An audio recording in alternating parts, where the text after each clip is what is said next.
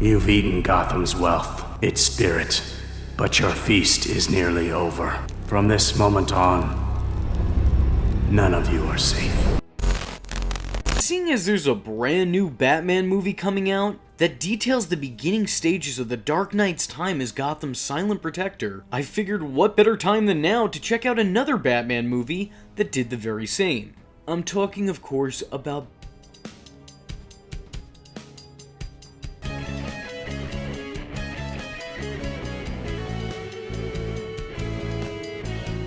Now, going into this review, I've not only never seen this movie before prior to making this, but I've also never read the classic comic book that it's based on. So I guess you could say I'm going into this one blind as a bat. Exactly. This movie does a really good job of immediately establishing how crime-ridden Gotham City is. We're not just talking about the more than occasional muggings that Gotham City's famous for. We're immediately shown the corruption of this city's cops. They're completely careless in their actions, which can make some come off as a bit lackadaisical, but it also shows a lot of them being opportunistic. We're immediately shown the GCPD taking liberties with civilians of the city, attacking and otherwise manhandling Gothamites, and disregarding and dismissing truth in the favor of covering their own asses. It's a comb, Flass. Hey, I'm only human, Jimmy. In this Gotham, having a badge is a ticket to do whatever you want. We see Detective Flass use excessive force in circumstances where even force alone would be excessive. We're shown the reckless and carefree shoot first and don't bother even asking questions later mentality that these officers have. One less mouth to feed at the soup kitchen. We're catapulted into this crime-ridden world, and we're instantaneously made aware of how deep the corruption goes. When it comes to Commissioner Loeb, it's not just a matter of negligence. It's a matter of endorsing this sort of unethical behavior. And not even just endorsing it, but enforcing it.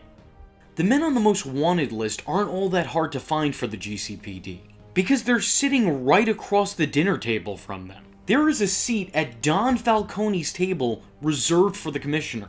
It's very obvious that the system is rigged, and the only people not getting away with crime are the ones who can't afford to. We're not talking about one bad apple spoiling the bunch. If anything, Jim is the proverbial good apple in a spoiled bunch. Except this apple's not getting spoiled, he's fighting back. Okay, yeah, so that wasn't that great, but you trying to make every metaphor meaningful. Jim is the only cop in Gotham on the straight and narrow, because everyone else is about as crooked as the Eiffel Tower. See that? I rebounded from that apple thing right quick, didn't I? We also see how they go about handling other police officers who aren't compliant with their villainy, as they group together and viciously assault Gordon on his way to work. That's their own brother in blue there. He's one of their own. But because he didn't act in their code of misconduct, they treat him as if he were on the other side of the handcuffs. They also set out to execute Batman before ever even trying to take him in. Not because he's a supposed violent criminal or a danger to the city, but because he's doing the job that they should be doing. The difference between Batman and the police of Gotham City is that Batman serves justice while the GCPD serve power. He's enemy number one for one reason and one reason only. And that's because Batman does what's right, while the police do what's right for themselves. Did I say that? Twice. We're shown the misery of Gotham City in ways that I don't think have ever properly been done outside of this. This movie really does a great job of emphasizing the misery of Gotham City. It's a city so awful that all throughout the movie, Jim Gordon is having a crisis and blaming himself for bringing a child into a city so devoid of positive qualities. Imagine thinking having your child not exist at all would be better for them than having to live in a certain zip code. Batman Year One does a really great job of establishing just how broken the city is prior to the Dark Knight's arrival and James Gordon's rising in the ranks. And I love it for that, because far too often in Batman movies are we told just how bad things are, rather than actually being shown how bad they are. The latter makes everything feel that much more impactful. I mean, sure, there's been other Batman movies that show us muggings, they show us criminals, they show us crooks, maybe even the occasional thug. But they don't show you just how corrupt the police department in this city is. I like this movie because it emphasizes that. Now we see that you have a whole city full of bad guys, but no good guys to turn to for help. This movie gives Gotham City its own unique character. And that character kind of takes center stage and makes all of the lead supporting characters in it. More than being Batman Year One, this movie is really kind of like a Gotham Year One. BB. Before Batman. I feel like this movie is what the show Gotham initially set out to be. A story about a young Bruce and a young Gordon finding their own ways of justice in a city of scum. Seeing movies and comics depict the origin or early years of Bruce Wayne as Batman is always fun to me. You know, the movie-going and comic-reading public have become far too used to the Batman who had a contingency plan for every member of the Justice League. The guy takes out Superman, Wonder Woman, Aquaman, no problem. Barely breaks a sweat. Meanwhile here, he's having a hard time handling 3 ordinary run-of-the-mill thugs. It's nice to know that the Dark Knight's never been a Gary Stu. He didn't just put on a costume and suddenly have all the skills. We get to see him fuck up, we get to see him fail. We even get to hear him drop an F-bomb under his breath when he's upset at his own mess-up. You can tell that there's a lot of potential there. You see glimpses of the Batman we all know, but he's not quite there yet. And I think because of this, viewers are a little bit more on edge whenever he's in danger. Because you know that this Batman might not have those contingency plans ready. In this movie, he's not Batman just yet. He's the man who's trying to be Batman. In this movie, he's much more man than Batman.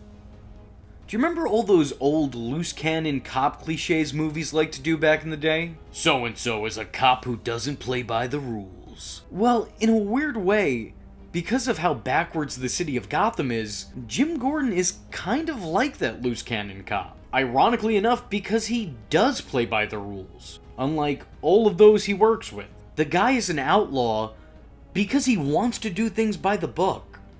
Jim Gordon is a capeless hero in a city of maskless villains. He stands out and that makes him a target. Not from the criminals who walk the streets, but from the criminals he shares a cubicle with. Batman Year One shows us different sides of the characters. It gives us a more vulnerable, almost lost Bruce Wayne who is so desperate to find a path that he asks for guidance from a head bust of his dearly departed dad. Showing us that while Bruce is a good guy, maybe he's not the perfect picture of sanity. He's a broken individual who wants to find something to believe in, even if he has to become it himself.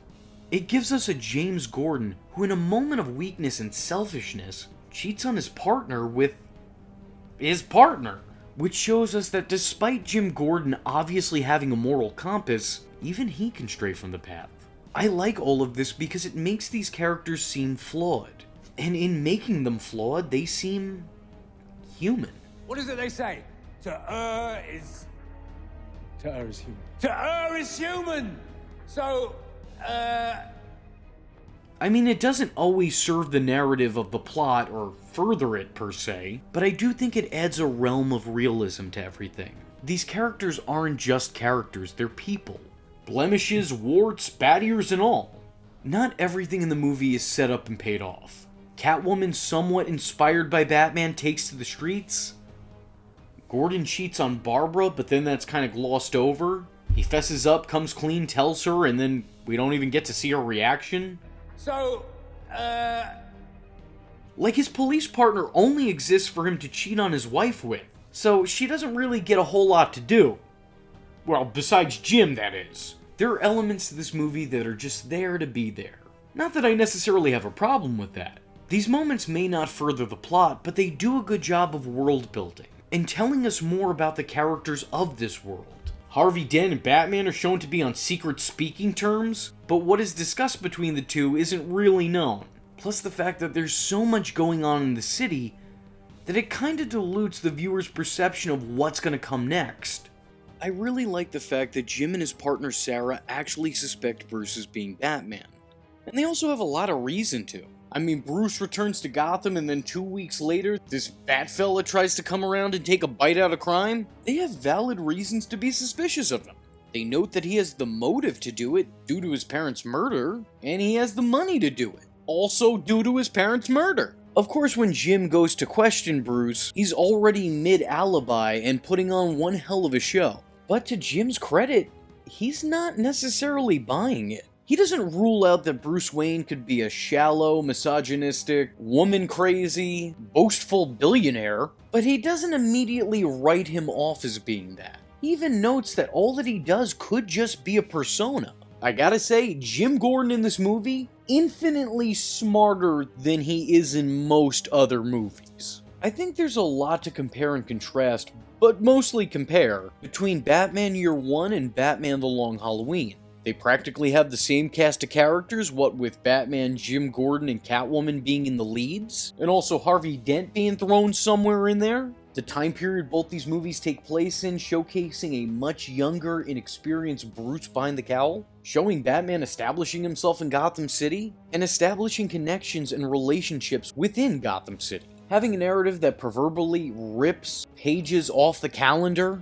I think these two movies are very much alike, both in terms of what these movies are, and in terms of how good both these movies are. I love Batman The Long Halloween, and I love Batman Year One. I think both of these movies are some of the greatest depictions of a younger Batman that I've ever seen. And I think they're even greater depictions of the city before it got its protectors. And both movies show why Gotham needed them. You gotta think that Gotham City is bad enough with Batman and Commissioner Gordon, but both these animated movies show you just how much worse off it was without them.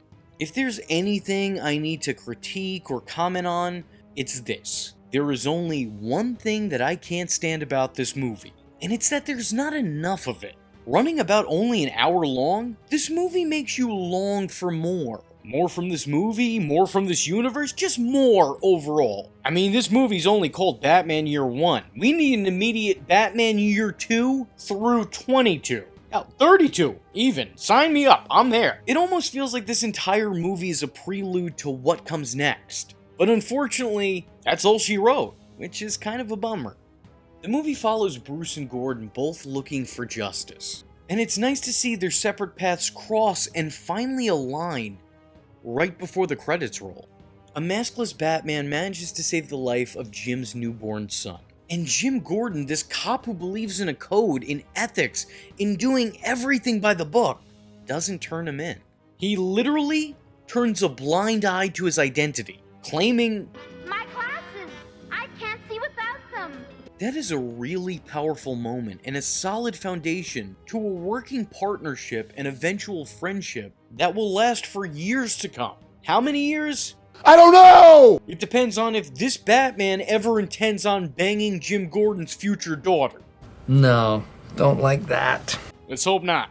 The end stinger that sets up a potential follow-up Joker story feels almost identical to the ending of Batman Begins. And I'm gonna guess that that's probably where that movie took its inspiration from. Probably from Year One, the comic. There's a lot to love about this movie. I like the relationships, the dynamics, and the come-up of the characters in this movie. But I also like a lot of the little things that are done in the background. Getting to see Bruce and Selina have their first lover spat, long before they're lovers. Or even acquainted. It's nice seeing Harvey not being two-faced, and seeing him have some sort of working relationship with Batman in a trusting capacity. Year One also does an amazing job of establishing the standard criminals of Gotham City. I don't always care for the mob bosses and the crime lords of the criminal underworld. I feel like if I wanted to see that, I would just turn on The Sopranos. But I have to say, when it's done right, it's done right. And here, it's done pretty good. The movie also has an all-star cast, casting future Jim Gordon, Ben McKenzie, as this universe's Batman and Bruce Wayne. And I think he really pulled it off. In the role of Jim Gordon is a guy I constantly see fan casted as him, Bryan Cranston. And I'll admit, I wasn't sold on the fan castings. I think he's a tremendous actor, but I think sometimes people kind of forget if something is in an actor's range and instead go, oh, they look like him. That can't put him in it. That's all you need. A passing resemblance, and you got the part. So I thought that people really wanted to see him because he vaguely looked like Jim Gordon at one point in time. And by that logic, I don't know, he should play a live-action Ned Flanders in an upcoming Simpsons movie. But after hearing him here, yeah, I get it. John Polito, God rest his soul, made for a good bad cop, playing Commissioner Loeb in his absolute infamy. Elijah Dushku will always not only be a great choice, but will always be the perfect choice for playing Catwoman. And then they also had Zigbar as a thug. So overall, there were some pretty talented people attached to the project. As if. All in all, I would have to say this is actually one of my favorite Batman movies. I think it makes it in my top 5, but if it doesn't, then it only just came a little bit short of it. Although, like I said, I could have really used a little bit more of it, but that's my own selfishness in wanting to see more of this interpretation. So you can mark this down as an absolute stamp of approval on my part. Batman Year One was a film focused on the first year in the Dark Knight's crime-fighting career. But that story didn't necessarily end there. Unbeknownst to me, until very recently, a DC short was made that follows those events, as the cast and characters they were portraying returned to their roles for this near 15-minute flick. That's a beautiful suit, isn't it? This time around, it isn't the Caped Crusader that we're following, but instead his feline friend, or I guess in this case, foe. This DC showcase showcases Catwoman as she takes on the city's newest crime boss. The short does introduce us to new characters who are not only not in the movie that this is attached to, but just never in Batman lore to begin with, as this showcase's main antagonist is a diamond-grilled having gangster named Roughcut. He's a diamond smuggler with diamond teeth who pays strippers and chunks of diamonds. He is Goldmember, but with diamonds. It's a bit much. Even Mr. Freeze would say that this is an excessive use of ice. Chill! Catwoman tracks Roughcut down to a strip club where she takes the spot of one of the dancers. And it genuinely feels like this was the major factor that inspired this short. It didn't need to be made, but this scene specifically is why it was made.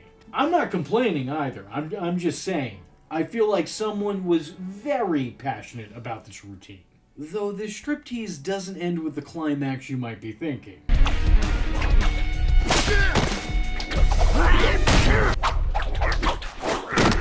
Following a beatdown comes a chase, that is then followed by a layered final battle. While the movie this was attached to puts a very heavy emphasis on narrative, this presentation is very sequence-oriented.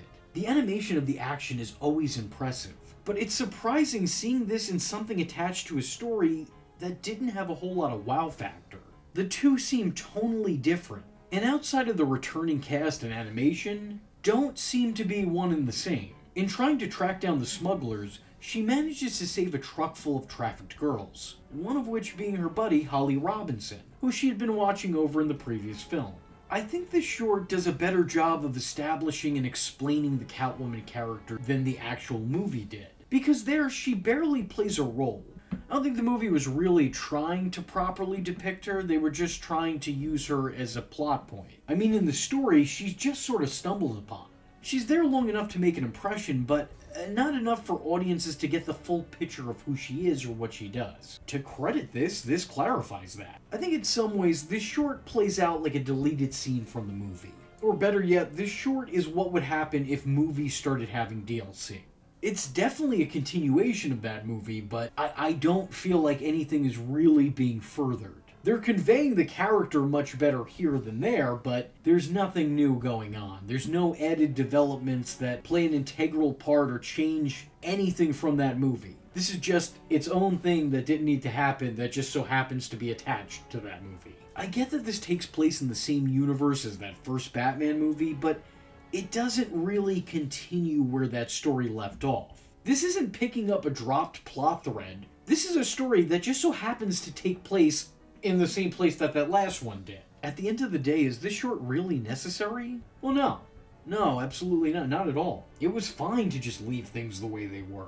But this short does give us a little bit more insight to some of the characters, as well as show the audience what Catwoman is capable of. I think she was tragically underutilized in year one, so having a short solo story showing her off does at least attempt to right that wrong a little bit.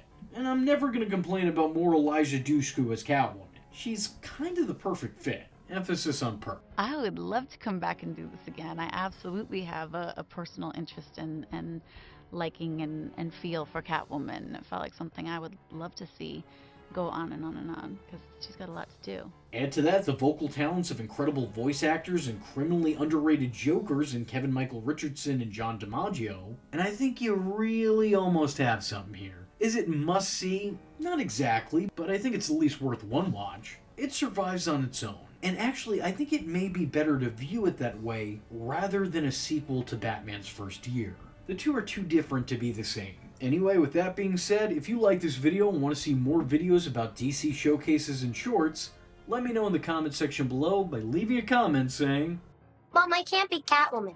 Sherry Hickey's gonna be Catwoman. I am vengeance.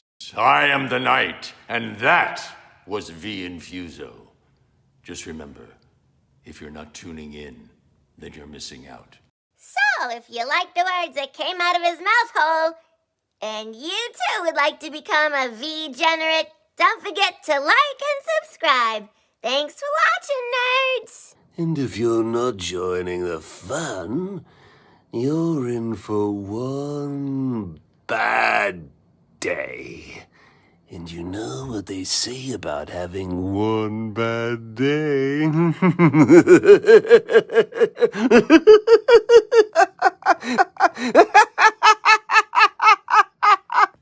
Catch him next time. Same bat time. Same bat channel.